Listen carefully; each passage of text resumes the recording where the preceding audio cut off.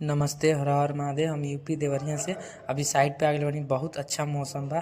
तौले काम करत रहनी, एक जने हमार भैया मिलना यूपी 56 रवि नाम है इनकर। तो बहुत अच्छा लगल अल्जीरिया में मिलना, हमसे बड़ा खुशी भइल। काहे से कि केहू अपन भाई मिलेला तो बहुत अच्छा महसूस होला, अच्छा लगेला। अपने गांव के केहू मिलेला तो बहुत खुशी होला। तब तक चलिए नहीं मसाला वसाला बना के प्लास्टर करे। यहाँ के प्लास्टर ऐसा ही होला, बहुत अच्छा लगता। अब बहुत बड़ा रूसा भी बा यहाँ के। और यहाँ के जौन करनी बाटे, करनी अपने यहाँ से बहुत अंतर बाटे। यहाँ के करनी खुरपी नियर बा भाई।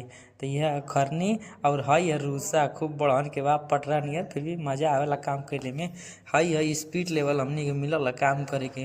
काहे से काम करके बहुत बढ़िया देवे बा, एकदम कोनो दिक्कत न रहे। हई करनी है यहाँ के करनी ये है भाई, खुरपी नियर है।